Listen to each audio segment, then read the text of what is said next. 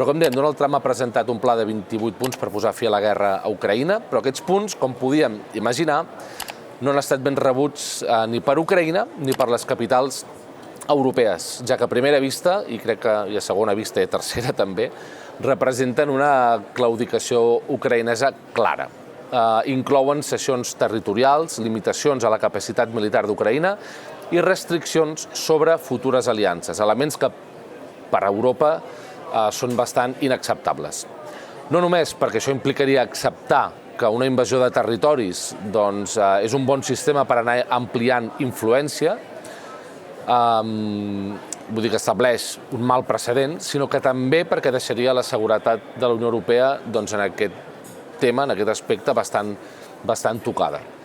Al mateix temps, el document, en aquests 28 punts, el document suposa de facto un restabliment de les relacions entre els Estats Units i Rússia, amb cooperació econòmica en sectors com energia, recursos naturals, infraestructures, mineria, metalls rars i intel·ligència artificial. És a dir, Putin ja, amb aquests 28 punts, no només vol arribar a un acord que seria molt beneficiós per a Putin, sinó que també vol passar per caixa restablir relacions amb Rússia i fer negoci, diguem, amb aquest acord de pau. I aquí a Europa ni pinxa ni corta. Ja hem sentit els líders europeus queixant-se perquè no han sigut consultats ni formen part de la solució.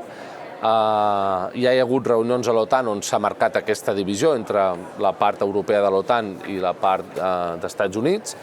I cal veure com evoluciona aquesta possible solució amb aquests 28 punts. Com valoreu aquesta solució de Donald Trump? Doncs molt malament també en clau europea, evidentment. És un pla en el que es proposa cessió de territoris, diguem, en forma unilateralment. I no pocs, Donbass, Lugansk, Crimea, que de facto ja opera com a regió de Rússia, però estem parlant d'un percentatge altíssim del territori d'Ucraïna. Exacte, no? I que inclús parles amb l'àmbit progressista a vegades, o gent de l'àmbit progressista, i et diuen, bé, són zones amb minoria, bueno, majoria russòfona, no? Llavors potser eventualment els voldrien estar dins de Rússia, cosa que és un interrogant molt gran, però en qualsevol cas no ha de ser una força estrangera qui decideixi on ha d'anar i quin territori ha de pertànyer a on. Ha de ser la mateixa població que viu allà on ha de decidir on vol viure, no? Lliurement. Llavors això és fatídic. No té res a veure amb autodeterminar-se el que ha passat al Donbass, diguem-ne. No, bueno, amb els nostres estàndards no té res a veure. Qui vulgui fer el pont de connexió em sembla que és un pont excessivament forçat i totalment fora d'òptica. Llavors hi ha la qüestió de la responsabilitat, no? Si es jutjaran els crims de guerra. Aquí hi ha una mena d'amnistia que proposa Trump, terrible. Llavors això vol dir que algú pot invadir un país i passar de... cometre crims de guerra i després tenir una amnistia i aconseguir tots els objectius que s'havia marcat, o tots o molts, sense pagar cap penitència. Es pot entendre com una victòria de Rússia en el conflicte. Llavors també limiten la capacitat d'armament d'Ucraïna, posant-li un topall en termes de militars i base militar. Bueno, és a dir, hi ha una sèrie de requeriments que, a més, com tu bé has dit, Europa sense jugar-hi cap rol. I aquí jo voldria posar en valor la resolució que va aprovar el Parlament Europeu el mes de novembre, en sessió plenària, en el que es deia, i va haver-hi una àmplia majoria donant suport a això, res sobre Ucraïna sense Ucraïna i res sobre Europa sense Europa. Jo crec que aquesta hauria de ser la premissa una mica, també des de l'òptica progressista. És que jo crec que aquí has tocat el punt central. No sé com es pot tenir un debat sobre uns punts de pau en el que Ucraïna no ha participat. És a dir, no sé si hi ha una entrevista a Politico on directament Donald Trump, això és de fa un parell de dies, on directament diu que no sap si Zelensky ha tingut temps de llegir el pla de pau que proposa. Per tant, clar, un pla en el que hi ha no sé si dir concessions o directament capitulacions, on se't posen restriccions que han d'estar blindades constitucionalment, on es limita la teva capacitat de decidir la teva futura política exterior, la teva futura política de defensa, que a més no s'ha consultat amb tu, jo crec que això és molt difícil d'empassar, per no parlar més del rol que juga o que no ha jugat Europa en aquest cas, que fins ara, clar, és a dir, per nosaltres com a Unió Europea, és un conflicte amb unes implicacions importants en termes geoestratègics, polítics, etc., on a més s'ha invertit molt capital econòmic, polític i de tot tipus, que ara es presenti tot això sense tu, jo crec que és una prova més que connecta amb el que dèiem abans, amb l'estratègia que ha presentat Trump. Potser hem de plantejar-nos quin rol juguem al món i quin rol juguem en la nostra pròpia defensa. Això pot ser l'excusa per posar ja en qüestió d'una vegada a l'OTAN, no? Com ho veieu? Creieu que això pot ser un punt d'inflexió en la relació transatlàntica i, per tant, en el futur de l'OTAN?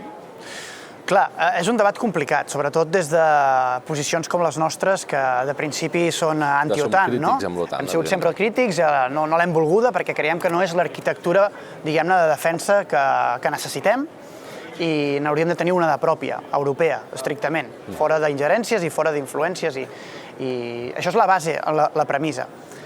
Ara bé, el context és molt complicat. Aquesta realitat, aquesta arquitectura de defensa i de protecció no la tenim, encara, a Europa.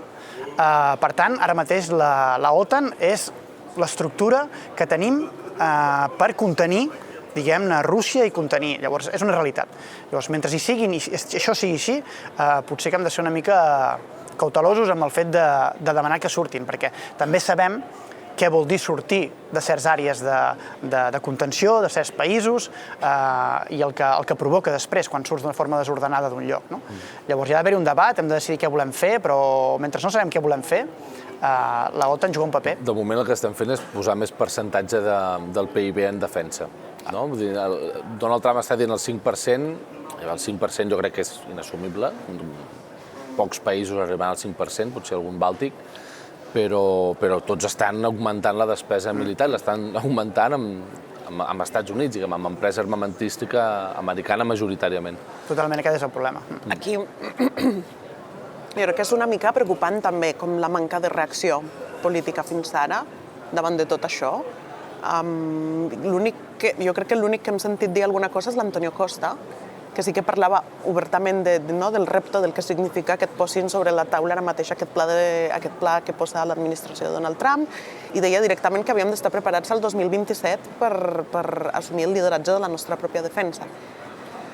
Crec que el fet que només sigui ell qui surt a dir això de moment i que no veiem cap altre símptoma de cap altre representant de la comissió, etc., és una mica preocupant. I a més, perquè portem tants anys parlant de com sabíem que aquest moment arribaria, des de la primera administració de Donald Trump, sabíem perfectament quina era la seva agenda, sabíem perfectament que un segon mandat Trump era possible, altament probable, i malgrat tot això, aquí estem, tornant a tenir aquest debat que portem anys tenint sobre com Europa ha d'assumir la seva pròpia arquitectura de defensa. Jo crec que és un pèl frustrant tot plegat.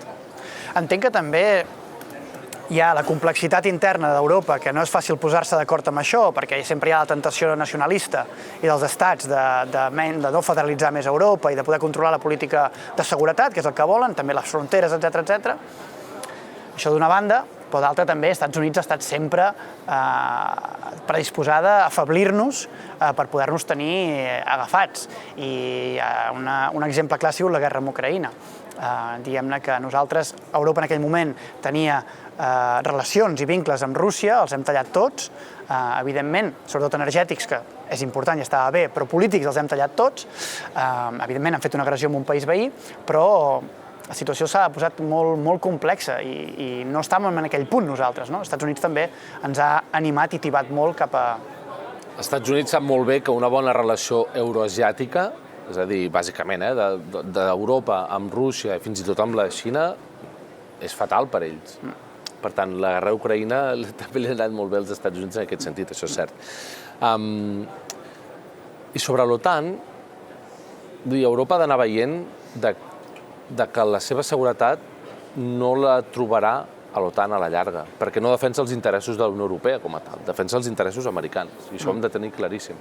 Llavors, cal que la Unió Europea, cal que inverteixi més recursos? Segurament no, el que cal fer és invertir-los millor i de forma més coordinada. I això també, aquest debat ja l'hem tingut aquí a la zona grisa. Al final la Unió Europea està gastant en PIB 3-4 vegades més que Rússia i per tant no és un problema tant d'inversió, sinó que és un problema que cada país està gastant amb les mateixes coses i, per tant, no estem optimitzant la nostra despesa en defensa. Perquè aquesta despesa no està acompanyada de múscul polític, d'estratègia política. Exacte. És a dir, ja estàs invertint, ja tens els recursos. On està l'estratègia política de què fas amb això i on està el múscul polític que acompanya això? Quan segueixes passant per una estructura interna que és supercomplexa, necessites la unanimitat del Consell, que ara mateix té a dintre governs com el d'Orbán, estàs tota l'estona bloquejat per la teva pròpia estructura i mancat del múscul que fa falta políticament perquè això tingui sentit. O sigui, perquè els recursos que poses tinguin sentit polític. Sí. És així. Llavors hi ha també l'altre element, que és el tema de les garanties de seguretat, no? Que el pla no cobreix, es mencionen vagament, però no hi ha una reafirmació explícita de les garanties de seguretat per Ucraïna, en aquest sentit. Llavors, clar, tot això és molt preocupant. Però, bueno, ara funciona així, ell diu que fa acords i que fa pactes de pau amb tothom, fa un pla de 28 punts per Ucraïna i Rússia, que, per cert, es parlava de que havia estat originalment escrit en rus, no? Que hi havia intèrprets, diguem-ne, anglesos i russos, intèrpret rus-anglès, que segons la forma i la gramàtica en què estava redactat, semblava que venia molt naturalment del rus. Vull dir, i les autoritats russes no ho van desmentir, de que pogués prevenir d'ells. O sigui, un pla que Rússia li envia a Putin, a Trump, i que Trump el passa pel Google Translator. Fa pinta que sí, fa pinta que sí. Jo crec que podria ser que sí que Putin al seu despatx l'hagi redactat.